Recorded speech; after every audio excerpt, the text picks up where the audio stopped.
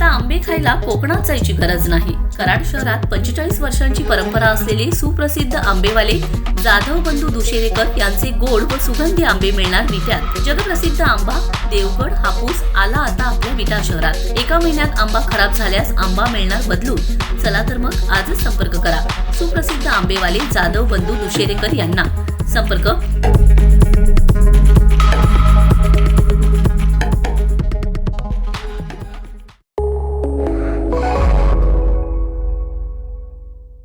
नमस्कार, मी मयुरी आणि आपण पाहत आहात 7 स्टार न्यूज।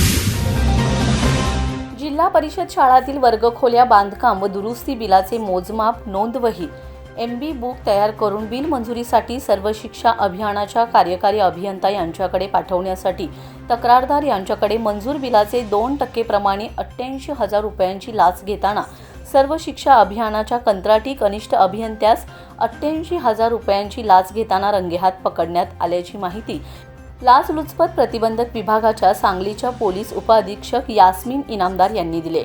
याबाबत जत पोलीस ठाण्यात गुन्हा दाखल करण्याचं काम सुरू आहे। संजय भगवान सुतार व 51 पद कनिष्ठ अभियंता कंत्राटी सर्व शिक्षा अभियान शिक्षण विभाग पंचायत समिती जत असे अटक केलेल्या अभियंत्याचं नाव आहे।